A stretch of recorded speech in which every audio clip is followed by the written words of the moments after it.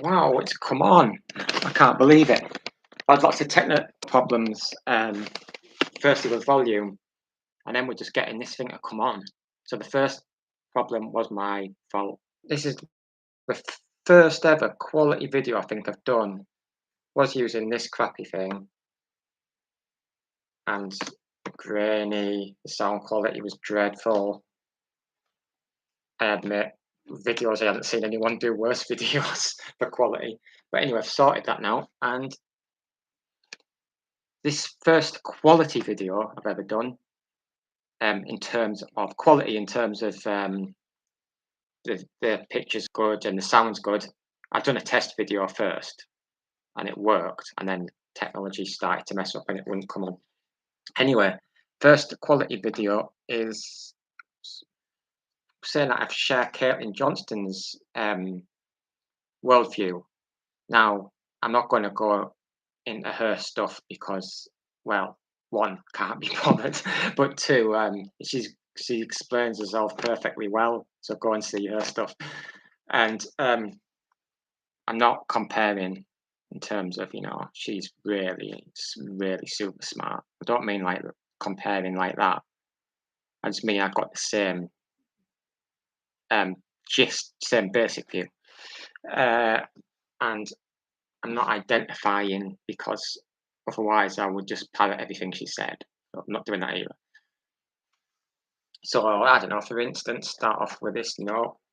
It's just my view, and I just think eventually there's a similarity sort of thing. And the difference between identification and opinion, when someone's identifying with some aspect of power, they just parrot everything they say. Whereas when someone genuinely thinks for themselves, you never see that pattern. Basically, in this video, I'm just taking the notes I've written and reading them off. I might add stuff spontaneously, and I'm just doing it this way because why not? Basically, it's lazier than writing it all out in an essay when I've written millions of things that are similar.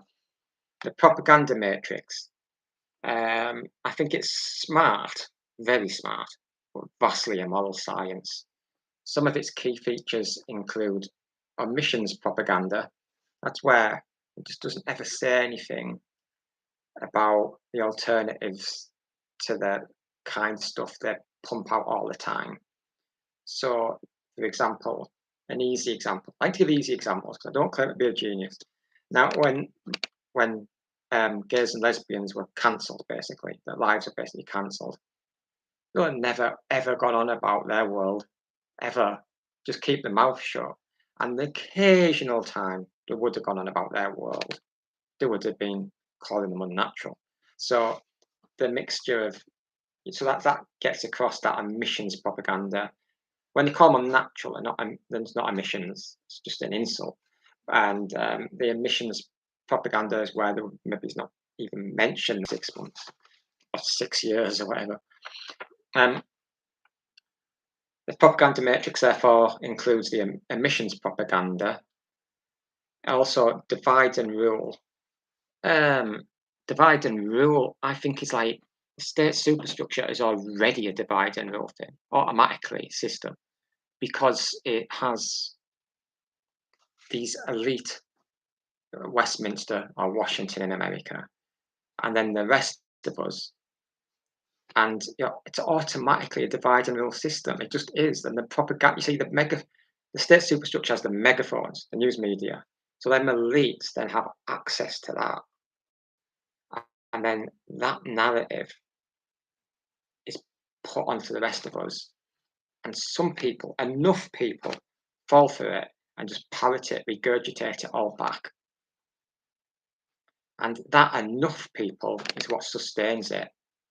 I think the internet's harmed it, but it's still going.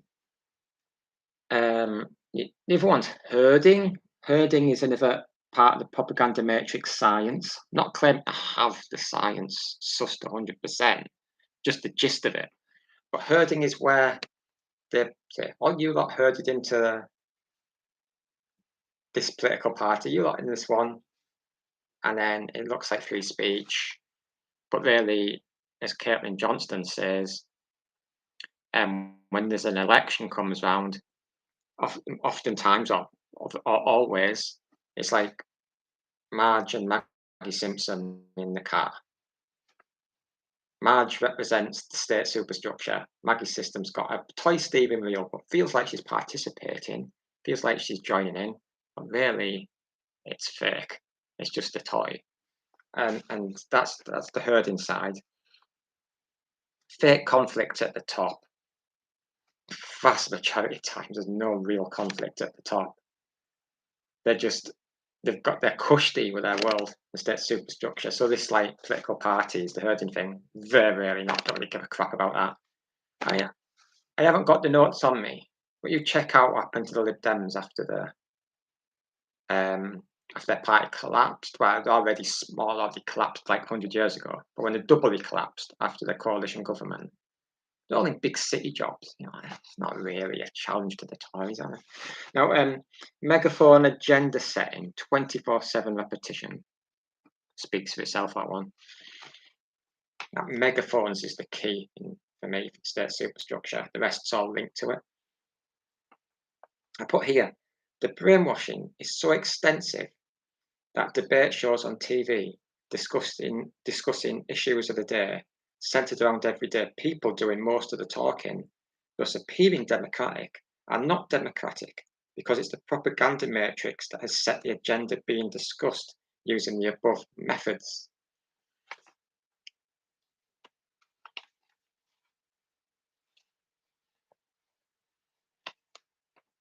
So I see the state superstructure as one thing that's united, and the people is the other thing that's united, or at least it should be like that, meaning the people might fall through it a bit, so that divides the people, which plays into the state superstructure's hands. Now, news media, the megaphone of the state, for me, is just Pravda. Pravda was the most important newspaper of the Soviet era, the official voice of Soviet communism and the central committee of the Communist Party between 1918 and 1991. It's the partisans that give an impression of free speech, but they're just really regurgitating. This is a quote from Caitlin Johnstone. Regurgitate the power-serving narratives that were put in their mind by the powerful. That's not free speech. It's deeply enslaved speech, but they can't see it by design. End of quote. Now, if someone likes or has ideas, like I do, then fine. But speak for yourself and speak within the context of one people, i.e., work collaboratively. Please, please, please don't parrot others, especially don't parrot the elite. Parroting the elite makes you their thought slave parrot. Be healthy and think for yourself. Just reading these notes out, to be honest. End the national news media and their megaphones for a clique. This will automatically end the brainwashing of people and would end the divide and rule propaganda. End the political parties and let people work together as one. Ceasing to consume national and international news media is the most effective way to overcome brainwashing. I want to just reflect on that. I'm thinking that I can't see a literal revolution happening, but you never know. Never know these days. But I think that the best way to do this is a cultural evolution. So we naturally evolve into becoming the state ourselves, but not a takeover. The difference will be this cultural trend would be very decentralizing. We wouldn't take control of the megaphones. So we'd get rid of them. It wouldn't quite seem like a revolution. It'd seem like an evolution. In the same similar way to how LGBT, lesbians and gays certainly, managed to evolve and get people on their side who are heterosexual to the extent that it wasn't some big revolution where people were getting hurt. It just sort of like happened. And I think that's kind of the way we're moving here. It took me a hell of a long time to work that out, I admit, because things that come to mind first are more things like uh, people's movements and and revolution and radicalness and um, political movements. I meant to say, not people movements, but they're like much more difficult. I think it's more likely to come about through a natural evolution. So that was important thing to say. I think just gone about ending the national news media, ending the megaphones. It makes it sound unrealistic, putting it like that. But if there's a natural evolution where we get into power, then that's more likely to happen in a natural way rather than some big sudden chopping off the top of the state superstructure. It's still difficult, but I think it can. I think it can and will happen eventually. It's always hard to see, but it's always hard to see for women getting the vote, working class getting the vote, working class getting uni, and so on and so forth. So it's always hard to see till it happens. And it would get over the brainwashing, and obviously that we, I, I think that would decentralize the power to get rid of the megaphones, but it's important that there isn't this thing where our side are like at the top state superstructure, and then people down here realizing there's still a state superstructure. What would require is that as well as the decentralizing, we need to pull more people into inclusion, so that there's not that thing that just the failure of capitalism.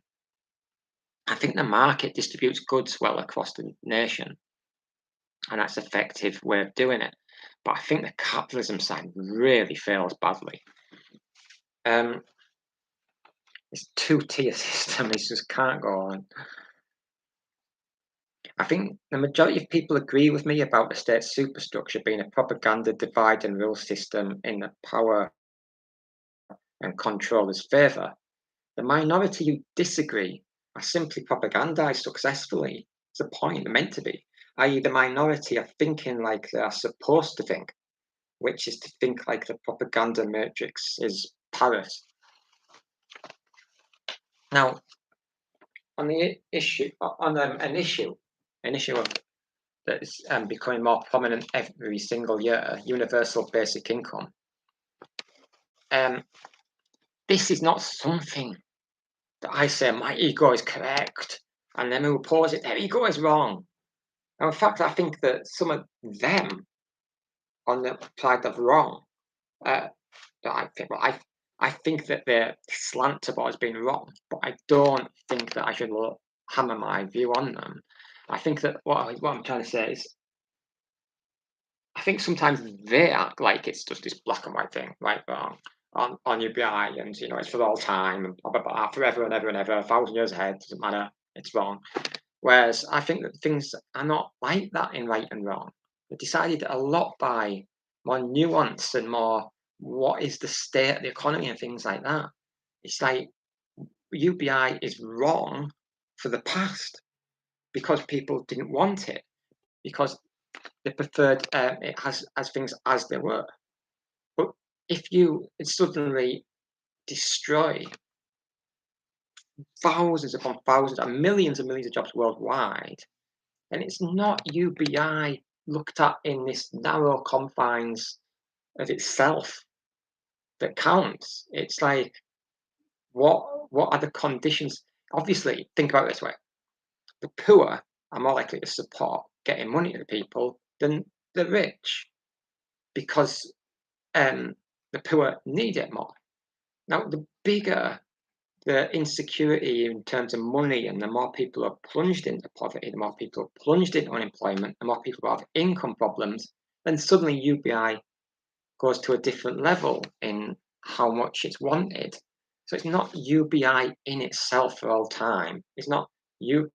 So they can't say to me, well, UBI hasn't existed in 1980s and 1990s and 2000. So because it hasn't existed because we haven't had it, the AI revolution in them times. So I just think there's that lack of nuance with some people who are against UBI, who look at it just arguing on UBI's merits, when I don't think that it's UBI that brings in UBI. I think it's the state of the economy. So I agree with them that if the techies are exaggerating about the AI bloodbath, then there'll never be UBI. So I I am only thinking that UBI is a sensible policy if conditionally, it's unconditional UBI, but bringing it in is conditional on an AI bloodbath of jobs. And this is what the smartest techies on earth say. They predict UBI will come in because they predict that this AI bloodbath of jobs will happen. If it doesn't, then there's no UBI. So I've got that nuance there. So, for example, libertarians just think, "Oh, I can't have UBI. It's a disgrace. It costs a lot and all this stuff." I mean, it costs a lot. I mean, that's why it hasn't been brought in the past. I admit, because it costs a lot. But if the people are destitute, then its cost to them is more expensive that they don't have it.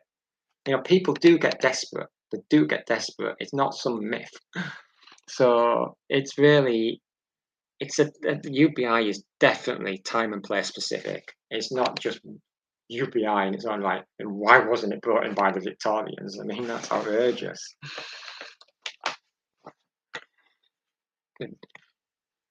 Um, so it's the libertarian argument is it strengthens elite power and control of the masses. But this argument would be rendered obsolete if there wasn't elite social control. Instead of attacking UBI, I think you'd attack the elite social control. I'm confident that some form of UBI will come in. I'm confident of it. I'm not a dictator.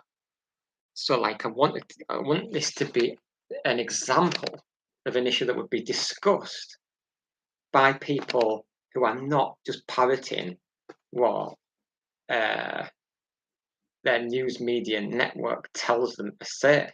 Now, if we can get rid of the top of the state superstructure and get rid of that propaganda stuff, then we'll give our so-called opponents, not really opponents, but people themselves, we'll give them equality with us, and their voice against UBI would be 100% equal to my voice for it.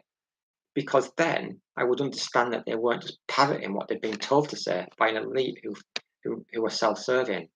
So if UBI was discussed in that manner, where people weren't sheep and parroting what megaphones had put into their heads, then I would, if UBI lost that argument, I'd be thinking that's great, that's what we want. That's the sort of world we want to live in. It's not a world of Paul Budding's ego that's damn well want to get his way and is outraged at everything else. That's not what it's about.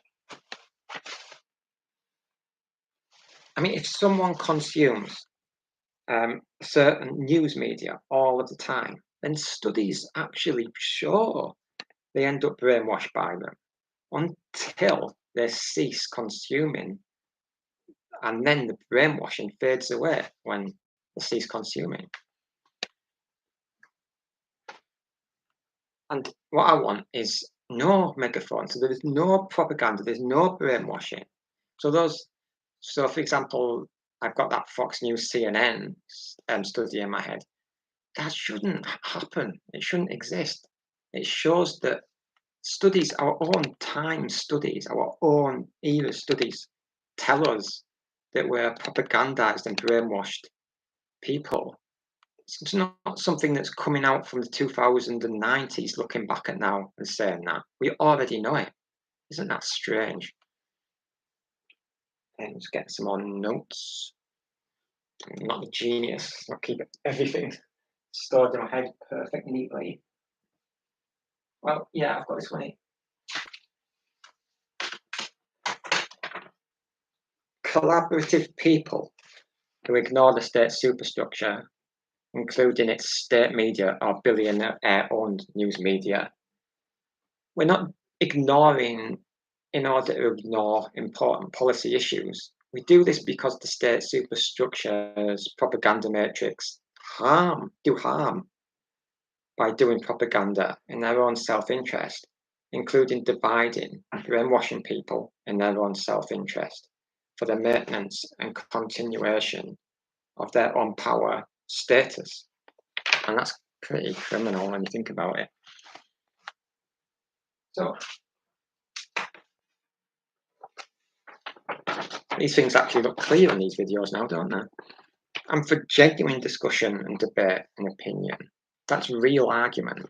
What I oppose is fake discussion, opinion and debate. I've already mentioned about the identifications being fake. And also, the identification comes from a news media network, and it tries to get you to defeat the other person rather than working together and genuinely discussing ideas that aren't being propagandized from the top. So for example, I imagine, let's just refer to Jane Doe and Joe blogs. I imagine one of them saying, "Oh, so what are you enraged about today?" And the other one saying, "I don't know, I haven't been told yet." And that sounds like a joke, but it's actually real. It goes on all the time because they're propagandized from the top. It's not their view. They're just psychologically possessed. So they are just waiting to be told, basically, what to be enraged about. If they weren't told from the top, they wouldn't be enraged about anything, and they'd be thinking for themselves, and it'd be a lot calmer, and they'd get on with people better. They would have opinions, not identifications, and would work together and make progress. As simple as that.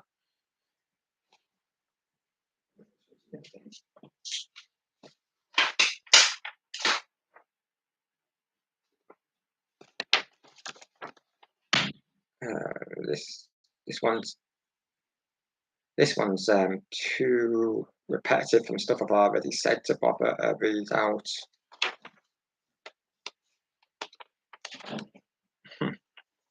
Like the start of it does sound quite good.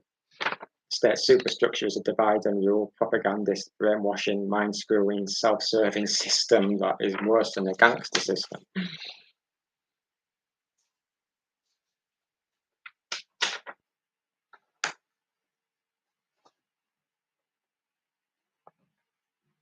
Yeah, this one my note is like saying that this remoteness at Westminster and Washington and in other countries like France and Paris, it's that remoteness seems to be being seen through.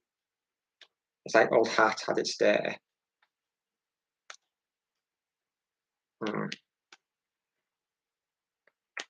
Yeah, and I put here that if you got rid of all that top of the state superstructure, then that Westminster power and control would be being gone would result in an ability for people who thought that they totally disagreed with one another to come together due to seeing through their possessed brainwashing. I think that's a good point. People who think they disagree with one another don't really, they're just brainwashed. And this is in that CNN Fox News report where Fox News viewers had to watch CNN for a month.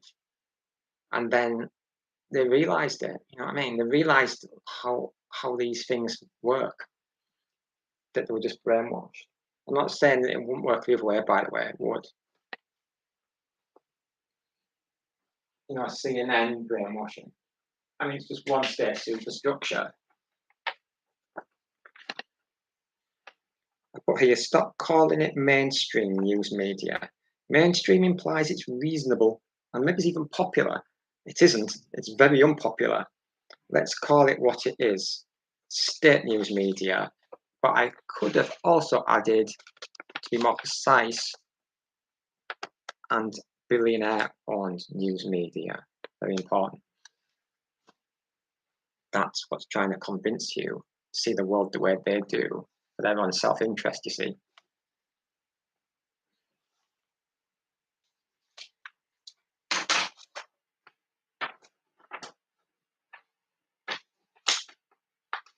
So when you think about it, my worldview is very much on overcoming um, power propaganda, brainwashing. It's about people are being constantly brainwashed. It's a brainwashing propaganda system. And the reason is quite obvious when people ask, why don't people see through it? Everyone, in our country, people never see through their own nation's brainwashing. Not very often, anyway. Very, very, very rarely. And obviously, the more successful that brainwashing is, the more true that statement is that they don't see through it. So it's circular logic, I admit. But I'm pretty sure it's true anyway. I mean, Germany got a whole nation of its own people. Well, there have been some that have seen through it to basically believe that worth killing the opponent, stick them in concentration camps and stuff. And that was purely through propaganda. My political position is people working together without megaphones. Megaphones are a clique, they're gone. Without propaganda power and control, without the labels, without propaganda divide and rule, without the brainwashing. Hence, there's just people. So yeah, it's just basically again putting at the bottom there, liberate people from their brainwashing. I know it's a bit repetitive, but it's good because if it's easier to just read notes I've already done. If I just try to do it from the top of my head, I'm not sure I've done it right. I've ended up doing it this way anyway. And maybe I need to improve, should be more spontaneous. Oh, that one. And is that a good picture? Anyway, it says politicians, political parties, political figures, national news media. It's not about them. It's not about them. See through their divide and rule propaganda matrix. So yeah, to sum up, my worldview is about the fact that we live in a brainwashing system. But I haven't finished. I've just noticed I've got notes, more notes.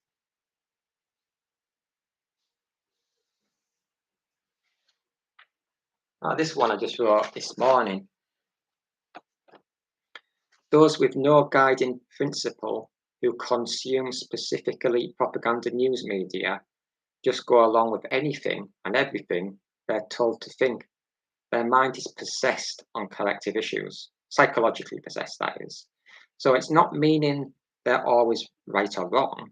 It's irrelevant when right or wrong part of that. Rather, the relevant point is they're always psychologically possessed. If told to support English and Scottish independence, they'll support it. They'd say patriotism for both. Yay! If told to reject English Scottish independence, they'll reject it. If they're told this by their news media. If told a girl identifying as a cat is a big story, they'll parrot that. If told it's a ridiculous non-story, they'll parrot that, and so on, endlessly forever. It's easy to see. They'd go so far as to save the world with peace or end the world with war, based on merely who happened to own, edit the news media they were parroting, and they would feign conviction and outrage at the other side, even though if another news media owner, but then news media that they consume, had told them to think the other side that they're outraged against, then they'd be totally on side with that and outraged against the other side. That you get it, you get the picture.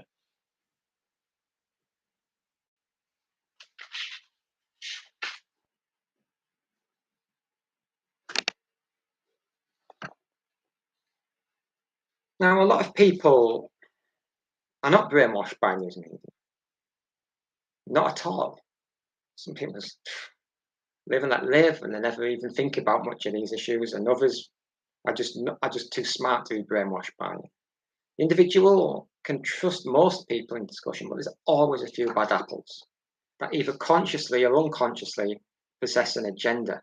because they either consciously identify with and hide behind the news media network, or they unconsciously parrot that news media network. This poisons discourse and renders it a farce. I want to discuss with an individual, not with a propagandist news media possessing an individual. Such an individual who's possessed needs to get off the news media in the same way that a gambling addict needs to get away from the betting shop and an alcoholic needs to get away from the pub.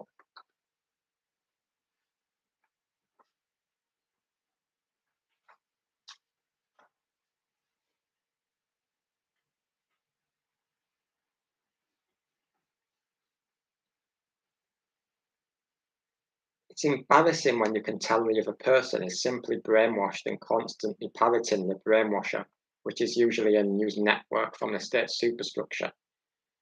Billionaire propagandist brainwashing and taking over their minds. We all have to be careful not to fall into similar traps.